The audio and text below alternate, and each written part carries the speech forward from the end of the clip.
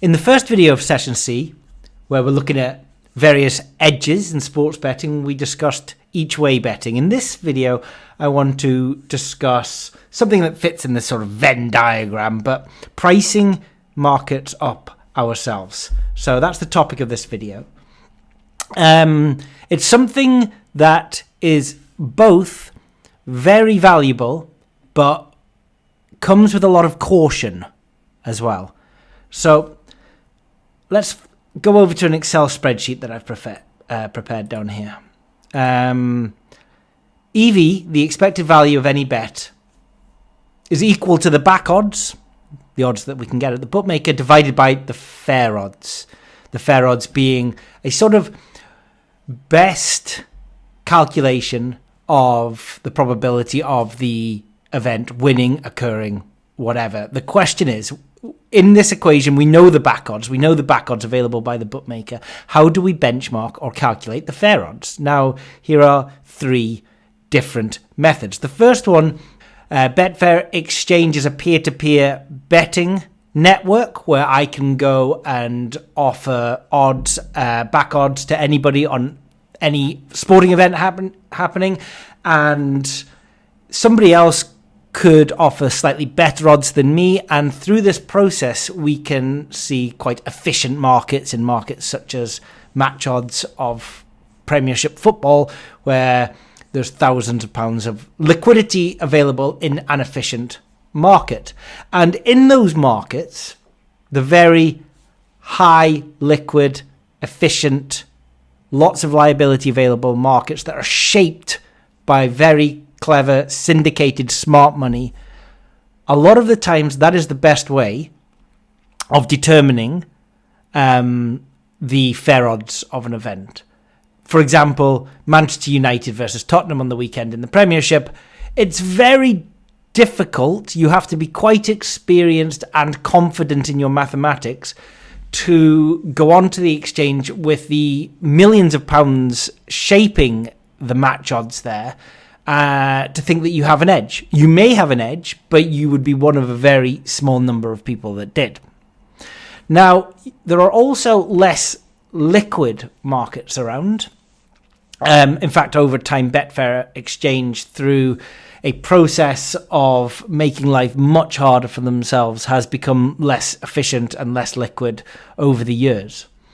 And an alternative way of looking at or estimating the fair odds of an event is to look at the spread of prices available by the bookmakers.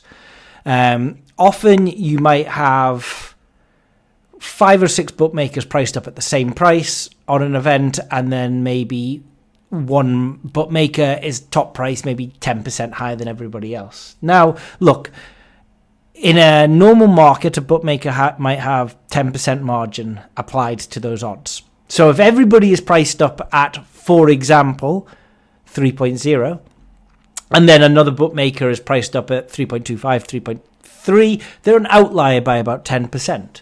It could be suggested that 3.3, the outlier price, is roughly equal to the fair odds, the top price with no markup in a market like that. If all bookmakers were 3.0 and there was no outlier, then you might look at the bookmaker top price there and suggest, well, there's got to be margin on top of that, so perhaps the fair odds is 3.0. So it's looking at bookmaker top price, looking at the composition, looking at the outliers, and determining whether any markup on top of top price is necessary to estimate benchmarking value.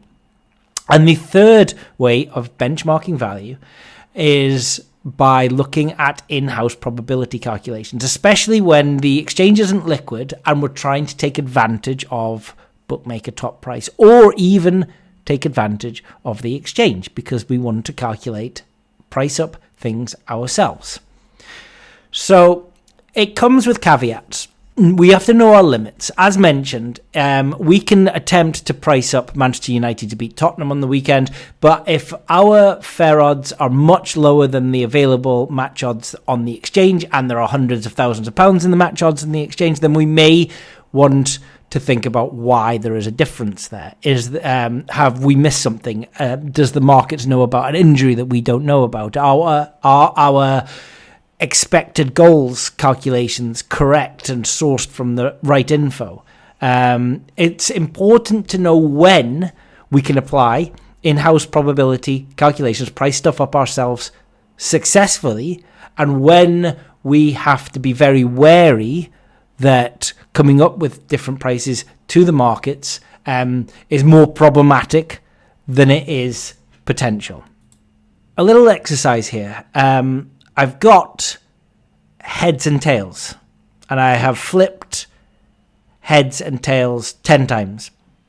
One way of pricing up markets ourselves, a very rudimentary way, is to look at historical frequency. For example, we might be looking at Manchester United and Tottenham's goal scoring in recent games, and then we might come up with an average of 1.2 goals for Manchester United and 1.3 goals for Tottenham, and so we might think that there are 2.5 goals in this match. Now, how appropriate is looking at historical frequency? Certainly, if we were to look at the 100 metres and we were to take the average or the mode 100-metre times from the athletes that are competing in that event, then we may be able to use that information to estimate what they're going to run the 100 metres in this particular moment in time. And from an estimation of the 8 100-metre times, we can then price up a market ourselves. But we have to be very careful. We have to be very careful with a number of different components in historical frequency analyses. One of them certainly being, if you're going to compare Manchester United's goal scoring in the last 10 games, what kind of opposition were they playing? How powerful were they? But not just that, how much does sample size come into it? So here's our heads and tails. Here's our coin. A 50-50 coin equals if Rand is less than 0.5 heads or tails. We flipped it 10 times. So we've looked back at 10 events. So what do we deduce? We deduce that tails is 70% likely to come in and heads is 30% likely to come in. That means that heads from this analysis is definitely the favourite. Right? Of course it's wrong. Of course it's 50-50. We just haven't flipped the coin enough times to have a sample size to price this up with any degree of accuracy at all. In fact, we're way off with a 70-30 split here. In our second run, we have 2,000 flips of the coin. And still, we're not at 50-50. 49.3% of these are tails. 50.7% of these are heads. Even with 2,000 flips. Now, okay, that's close to 50-50. But it's still far away enough that if we were to benchmark a coin flip against this, we might see that tails is plus EV, with it being 50 divided by 49.3%. And that wouldn't be fair. That would not be a fair representation. So historical frequency provides us with some information, but simply using it, even with 2,000 coin flips, isn't enough to come up with a fair probability of an event happening in the future. Let's have a look at some basic probability. Now, if we want to come up with the decimal odds of something, then from fractional, from 4 to 1, we simply add 1 to the 4 to 1. We get 5.0. It's a lot easier in the exchanges, even at the bookmakers, to deal in decimal odds than it is in fractional, where we might get 48 to 20, and it's slightly difficult in our heads to do sums on things like 48 to 20. But in the world of pricing things up ourselves, decimal odds is not the way to go. We want probability. And to work out probability from decimal odds, we simply take the reciprocal. That is 1 divided by the decimal odds. So 4 to 1 is 5.0. 1 divided by 5.0 is 20%, 0.2. And to go the other way around, 0.2 equals 1 divided by 5.0, 5.0 equals 1 divided by 0.2. So it's the reciprocal of the probability gives the decimal odds, and the reciprocal of the decimal odds gives the probability. That's how we switch from one to the other. A couple more equations here that are fairly useful in pricing events up. If we're going to do a multiplication and we just have to multiply each of those events together as long as they are independent. So Manchester United to win and Arsenal to win and Tottenham to win when they're all 3 p.m. kickoffs, we can multiply them together. Manchester United to win and Rashford to score and Manchester United to have 8 corners in the match cannot be multiplied together to get fair odds because they are not independent events. We can also look at all independent events.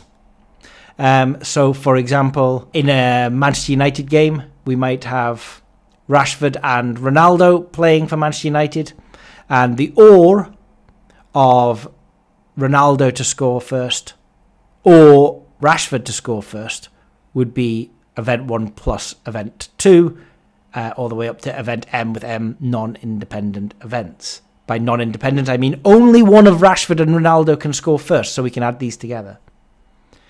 However, if they are independent, so for example, Rashford to score first and Federer to win Wimbledon, it gets slightly tricky. With 2 events, it's event 1 times event 2 times event 1 plus event 2, and with 3 events or more, it starts to get a little bit messy. So there are some rudimentary probability equations that we can get our head around to help us when we're pricing stuff up ourselves. And then we've got to be familiar with probability distributions. The most common in sports betting is the Poisson distribution. So in probability theory and statistics, the Poisson distribution is a discrete probability distribution that expresses the probability of a given number of events occurring in a fixed interval of time or space if these events occur with a known constant mean rate and independently of the time since the last event. For example, we might have a call center where we get 400 calls per day over a 24-hour period. And so using that information, each call is independent of every other call that comes in. So this is a discrete probability distribution. They're not related to each other. One caller has no idea when another caller has called in. And so we can take the mean number of calls per hour and we can work out the probability of there being 0, 1, 2, 10, 100 calls per hour using a discrete probability distribution such as a Poisson distribution. We can also use this in sports betting as long as all of our events are independent from each other. Now, if you think that goals in a match are independent of each other, then a Poisson distribution would be appropriate if we had a mean for the number of goals in the match. So if the XG, the expected goals, was 2.45 and every goal was independent of each other, then a Poisson distribution would return the probability of 3, 2, 1 goals in the match.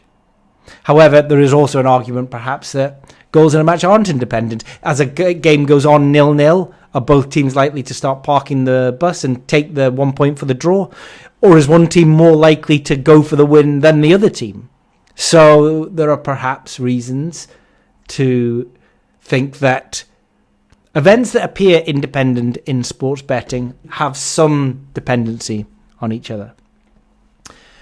So we have priced up a couple of different markets in sports ourselves at Bookie Bashing. The first one I want to look at is the BB algo. So the BB algo is used in horse racing, and in our frequently asked questions and the sports knowledge area, the hub of Bookie Bashing, we describe exactly how we came up with the BB algo, but just a very quick description. It's used in horse racing where we've got no information for the probability of the place component of a horse.